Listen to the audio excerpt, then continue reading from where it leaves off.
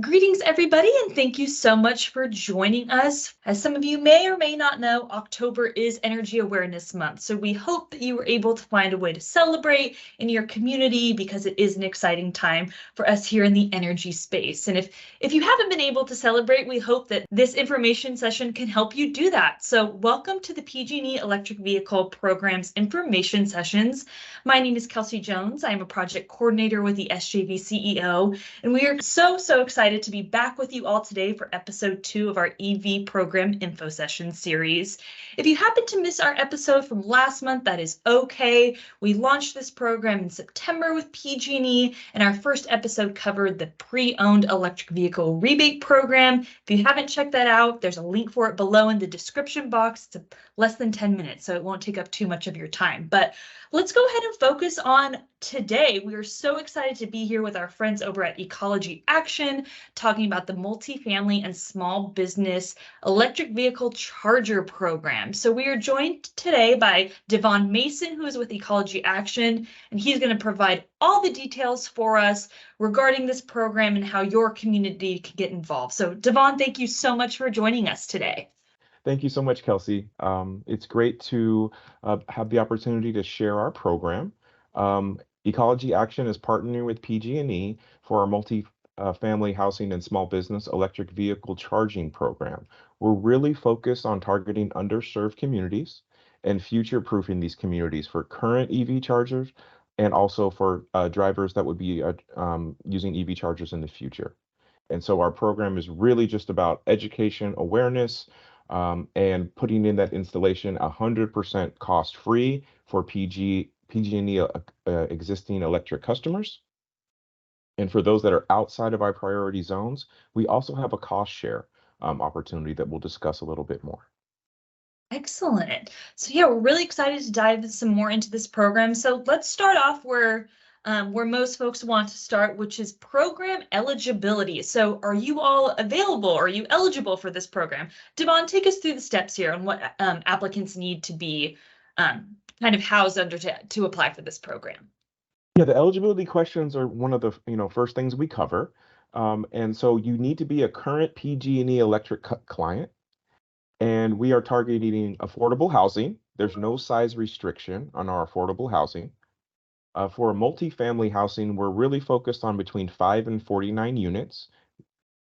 And for small business and nonprofits, they need to be a PG&E electric customer. And they also need to have about under 500,000 kilowatt hour usage per year. So those are kind of high level, how you can think about, do I qualify this program? Does it make sense to go to the website and learn a little bit more details about, what would be best for me for this program? We use existing power, and so you have to be able to support the charging installation capacity, but that's something that we provide as a site assessment free of charge. Excellent. Thank you for that, Devon. And I think, if you're a multifamily property owner or affordable housing property owner or manager, if you own a small business, if you just cover those kind of criteria and you're served by PG&E, it's definitely worth looking some more details into this program. And we hope we can provide that for you all. So let's go ahead and move forward.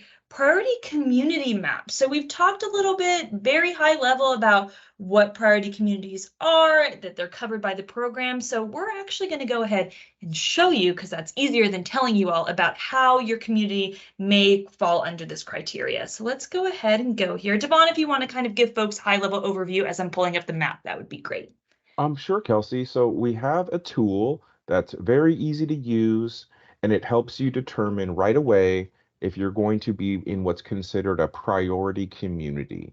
Now, the priority community zone was designated by PG&E, and it's really to help underserved communities first. So we have this tool. There's a couple things that you'll select in the legend that we'll go over.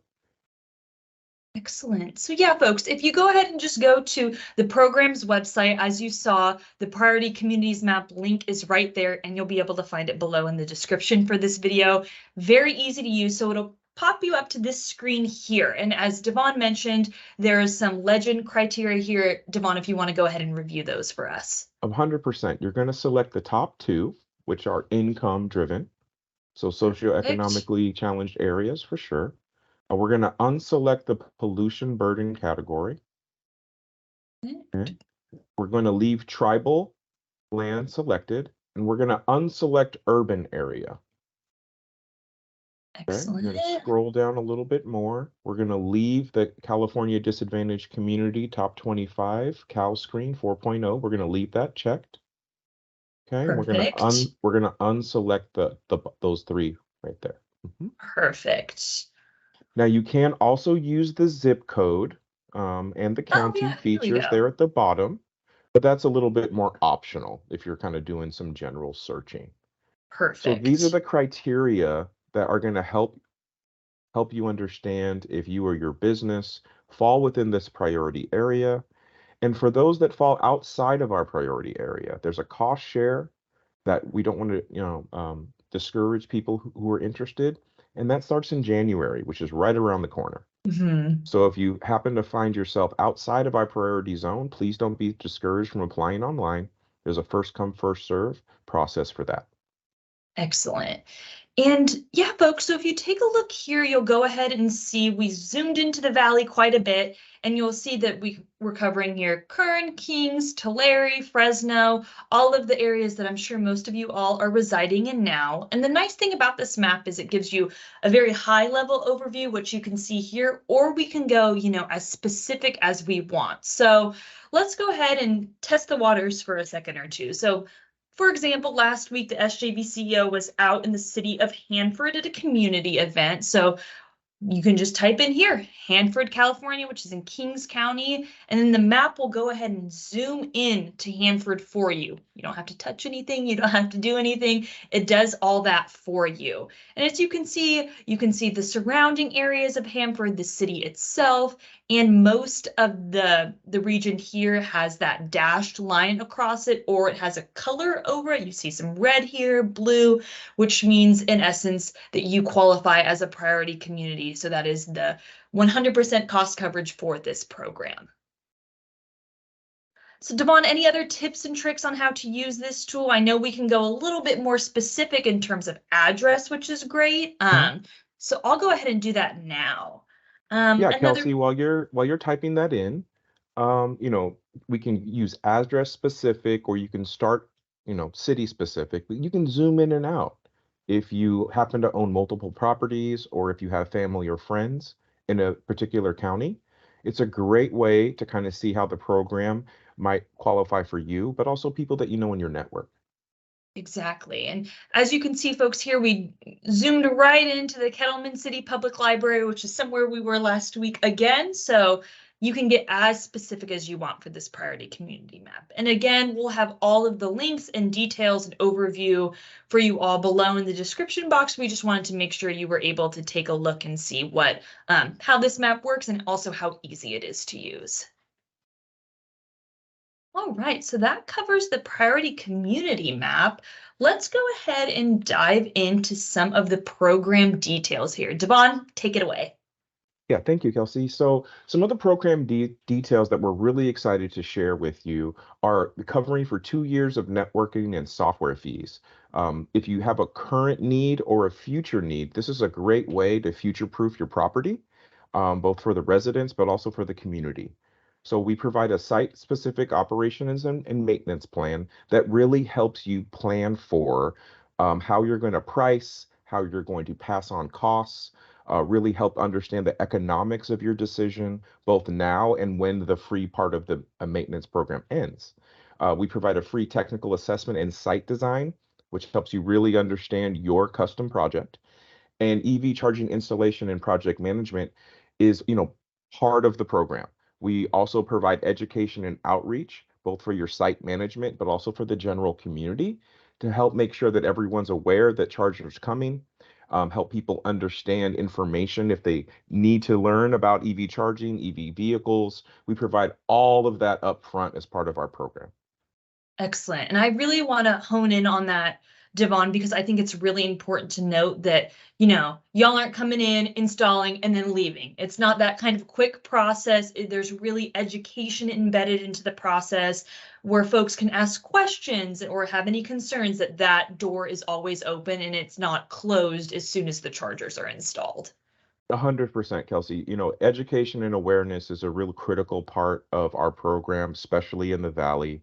Mhm. We want to make sure that not only the people that are operating are the chargers, but also just the general community has access to information about EV vehicles, how to qualify for incentives, rebates, things that, can really help them afford a EV vehicle either now or in the future, but be Mhm. comfortable with the technology, comfortable with its usage. We really have that be during construction, but also after construction. And that's great for folks to keep in mind. All right, so now we're going to go ahead and dive into our community questions section of the presentation. So we have here just a couple of questions that we've been receiving from our community members or that we've heard from folks about the program, and we really wanted to kind of set aside some separate time to be able to talk about those. So the first question that we have here is, how do I know if my site, whether that is multifamily housing or if it's a small business, is able to support EV chargers? Great question, Kelsey. It's very common for our program, but it's as simple as 2 points. Are you an existing PG&E electric customer? And do I have panel capacity to support EV chargers? Now, that second point is what we do a free site assessment for. It's not something that we want people to feel they need to be a subject matter expert in. Most property owners, property managers, sometimes the facility operators, they don't have that information, nor do we expect them to be technical experts in that area. We want people to feel comfortable submitting the application on our website, and we have a local advisor show up and answer that second question right away. So that way, can my site support EV charging? And if so, how much? And if no, why? So we provide both of those answers in writing, which normally would, have a cost associated Mhm. with it. And we want to provide that part of our education and outreach for the community for anyone who's interested in future proofing their property. Excellent. Yeah. And I think that's really important for folks to remember is if you're a PG&E customer, that's the main thing you need to know. And then Ecology Action team and vendors will take care of the rest for you. So as Devon mentioned, you do not have to be a subject matter expert in this. Moving on to our second question here is something that is atop of almost everybody's minds is who pays for it? So who pays for the electricity that's going to be used by these EV chargers? That's a great question, Kelsey. So very frequently, the end user is the one that pays for the charging. But the beauty of our program is we are vendor flexible. So part of the project planning is for us to really discuss what is the vision for the property owner. Do they want to recoup the operating and maintenance costs at the end of that 2-year free period? Is it something that they want to make a profit for? Is it something they want to pass the cost over to the consumer? But you have the flexibility in our program to do what's best for you, what's best for your property, and what's best for your community. Excellent. Yeah, that's great. Always having more than just one option is definitely important for customers here. All right, and the final question we have today, and you touched on it a little bit in this previous question, but what are the networking and software fees after the 2 years are up? So let's say we're coming to the end of year 2. What are the fees going to look like after that? Yeah, and that's a great question. And it's very common for us to really understand the O&M of any project, both in the current environment, but also at the end of the 2-year period. And so we really want to have that conversation up front and make sure that the vision for the property is, primary. So it can be whatever you want it to be. We have flexibility there. You can once again cover just your operational costs, so you break even, Mhm.